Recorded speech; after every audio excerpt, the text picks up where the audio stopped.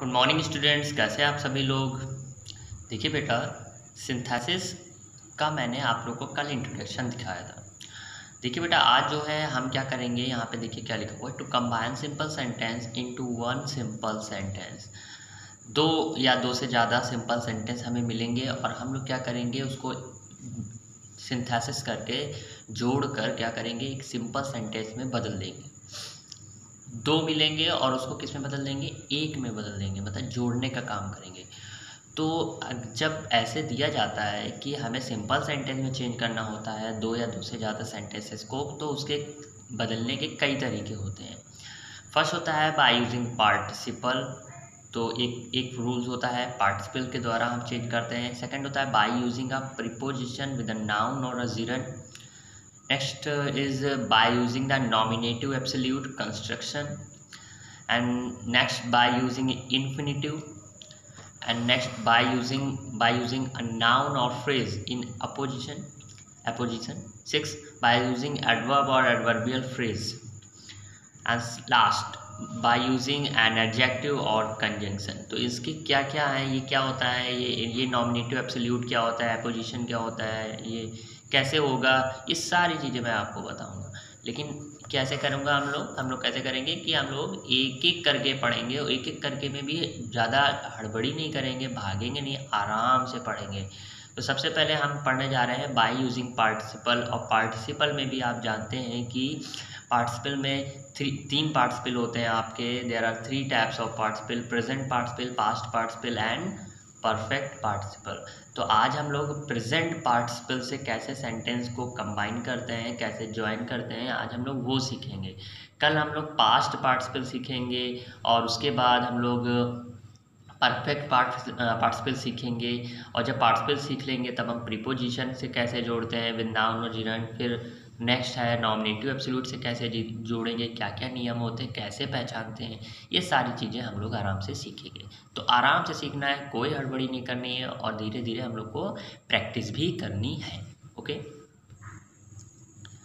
तो सबसे पहले हम लोग यहाँ पे शुरू करने वाले हैं बाय यूजिंग पार्टिसिपल। तो पार्टिसिपल के द्वारा हम लोग आज पढ़ेंगे प्रेजेंट पार्टिसिपल के जो सेंटेंसेस होते हैं उनको कैसे जोड़ते हैं। ओके, तो प्रेजेंट पार्टिसिपल में बेटा दो होते हैं, एक होता है हमारा स्टेट फॉर्म, एक होता है हमारा स्टेट फॉर्म, एक होता है हमारा फास्टनेस। प्रेजेंट पार्टिसिपल में ही फास्टनेस होता है। इससे पहले मैं आपको प्रेजेंट पार्टिसिपल बता चुका था। प्रेजेंट पार्टिसिपल में मैंने आपको बताया था कि उसमें बेटा आईएनजी लगता है वर्ब में। ओके, और हिंदी में कर की मीनिंग निकलती है। तो देखते हैं, आइए शुरू करते हैं। बहुत ही आसान है, बिल्कुल भी परेशान होने की ज़रूरत नहीं है। अगर आपको कभी कोई सेंटेंस मिले, ओके, तो यहाँ पर देखना है आपको कि क्या सब्जेक्ट क्या एक ही है। देखिए यहाँ पे लिखा है the boy was hungry. Sentence को पढ़िए, उसके बाद उसकी मीनिंग निकालिए कि क्या कह रहा है। द बॉय वॉज हंग्री, कि लड़का जो है भूखा था। नेक्स्ट है ही एट फूड, उसने खाना खाया।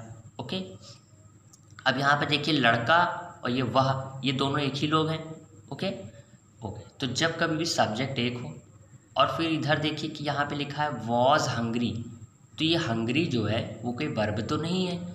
तो जब कभी भी वर्ब ना हो, इज एम और वॉज वर्ब ऐसा कुछ दिया जाए तो वो स्टेट फॉर्म होती है। ओके, अच्छा, हम लोग is am are was verb को क्या पढ़ते हैं, बी वर्ब पढ़ते हैं। क्या पढ़ते हैं, बी वर्ब पढ़ते हैं। ओके, तो हम यहाँ पे क्या कर देंगे, जब कभी भी आपको यहाँ पे हेल्पिंग वर्ब दिखाई दे तो हम यहाँ क्या कर देंगे, बी लिख देंगे। ओके, बी लिख देंगे, सिंपल सा। क्योंकि प्रेजेंट पार्टिसिपल में आईएनजी यूज करते हैं तो हम लोग क्या कर देंगे, यहाँ पे आईएनजी जोड़ देंगे, हो जाएगा बीइंग। आसान है कि नहीं है, बहुत ही आसान है। आपको is am are was verb दिख जाए तो आप यहाँ पे बी लिखेंगे, उसमें आईएनजी जोड़ देंगे। उसके बाद ये जो आगे का लिखा है हंग्री, इसको लिख देंगे हंग्री। ओके, सिंपल है। उसके बाद एक छोटा सा कॉमा लगाइए और इधर का जितना भी है वो पूरा का पूरा आप एज इट इज़ क्या कर दीजिए, राइट डाउन कर दीजिए, ही एट फूड। बताइए कितना आसान है। और ये आपका प्रेजेंट पार्टिसिपल का सिंपल वाला सेंटेंस बन गया। क्योंकि सिंपल कैसे है, क्योंकि एक सब्जेक्ट है, एक फाइनाइट वर्ब है, एक प्रेडिकेट है, और इधर का पार्ट तो आपका एडजेक्टिव की तरीके से वर्क ही करेगा। नेक्स्ट देखते हैं, जैसे लिखा है he is very weak, he can not go.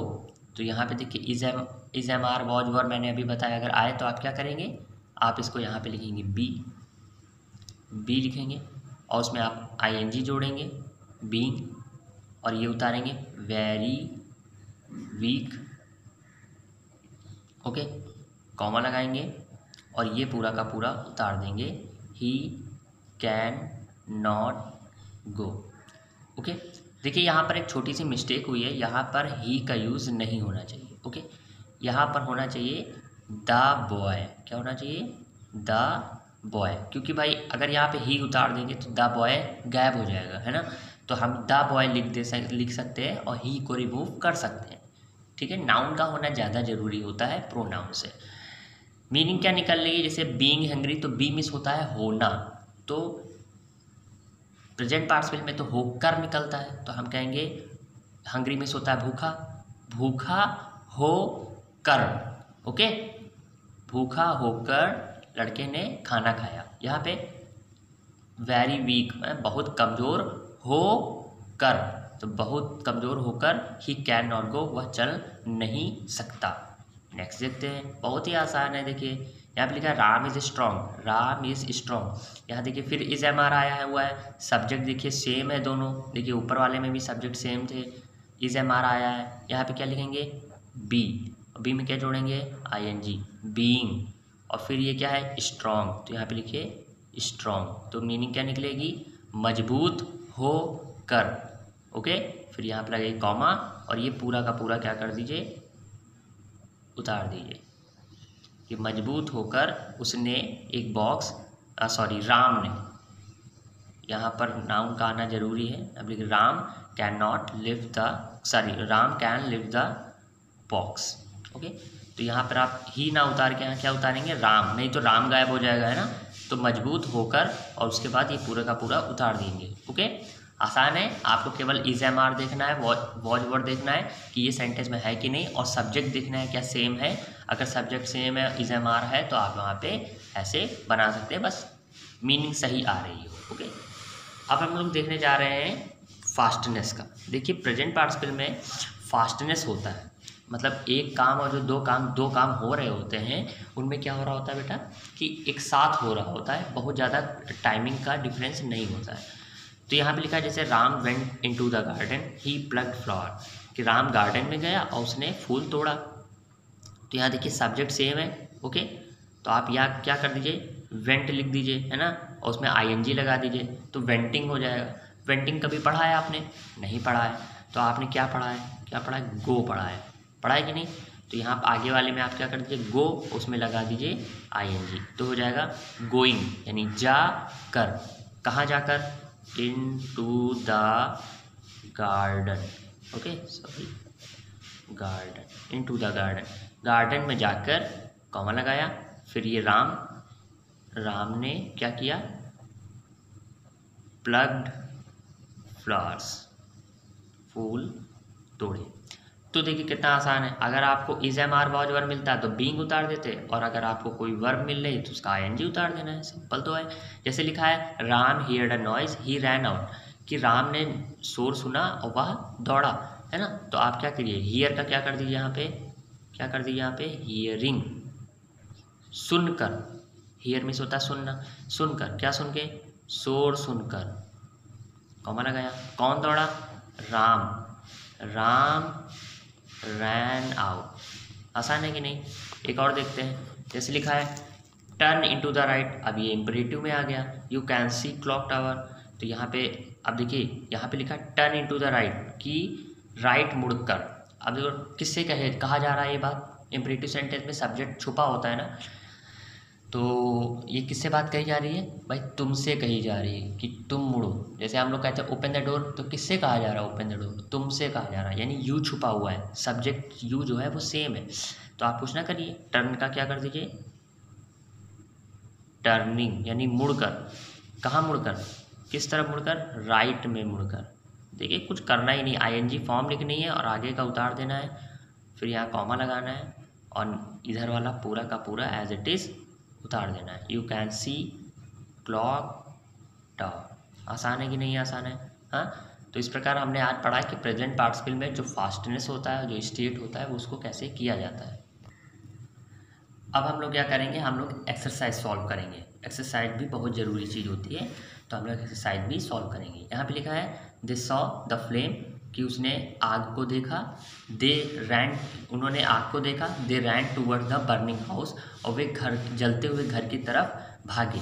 Okay, तो दे सॉ द फ्लेम, यहाँ पे देखिए दे सेम है, तो सॉ का क्या कर दीजिए यहाँ पे सीइंग, क्या कर दीजिए सीइंग, यानी कि आग को देखकर। आसान है, क्या देखकर, आग को। द फ्लेम, कॉमा लगाइए। They ran towards the burning house. आसान है कि नहीं है, कुछ नहीं करना था, केवल आगे वाले में आपने सीन कर दिया कि आग को देखकर, और फिर जो है वो जलते हुए घर की तरफ दौड़े। अब यहाँ पे देखिए Ujjwal was hungry, he took his food. Ujjwal भूखा था, उसने खाना लिया। यहाँ पे देखिए वॉज आ गया, is am are was were आ जाएगा, आप क्या लगाएंगे, बी लिखेंगे, आईएनजी लगाएंगे। बीइंग हंग्री, भूखा होकर, कॉमा उज्ज्वल टुक हिज फूड, उज्ज्वल ने खाना लिया या खाना खाया। आसान है, बहुत आसान है। नेक्स्ट देखते हैं, यहाँ पे लिखा है सी वॉज डिसअपॉइंटेड, वह उदास हो गई। सी लॉस्ट हर मैच, वो मैच हार गई, है ना।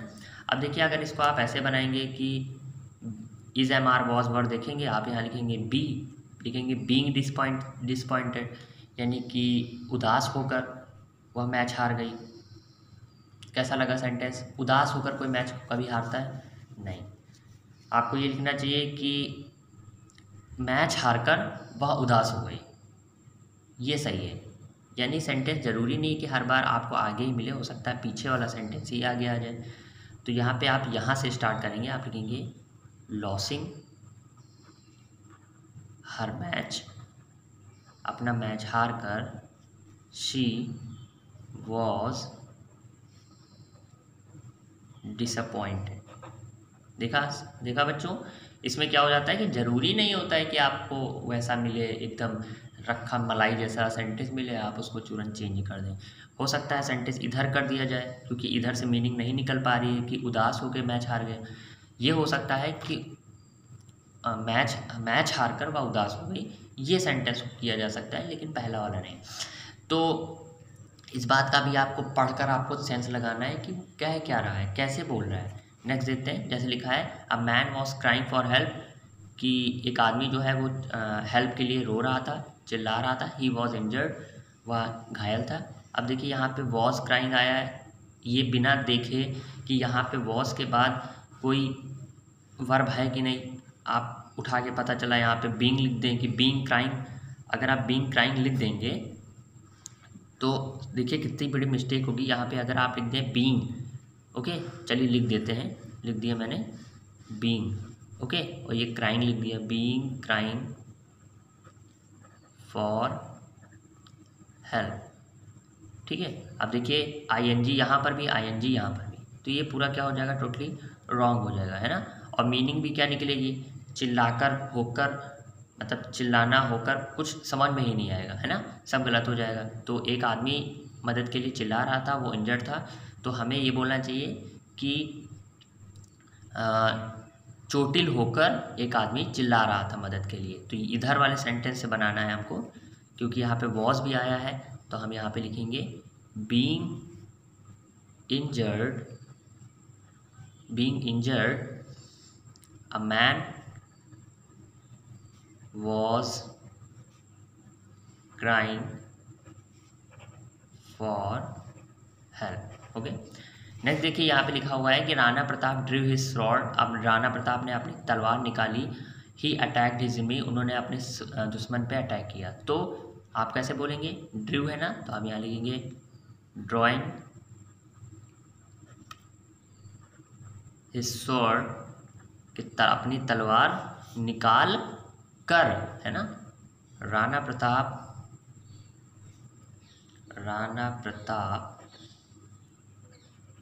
Attacked his in me. Okay, तो ये पूरा सही रहा। ओके, तो देखा एक्सरसाइज भी सॉल्व हो गया। तो प्रेजेंट पार्टिसिपल आज हम लोग पढ़ चुके हैं। कल जब नेक्स्ट हमारा आएगा वीडियो उसमें हम लोग पास्ट पार्टिसिपल पढ़ेंगे। Okay, good day.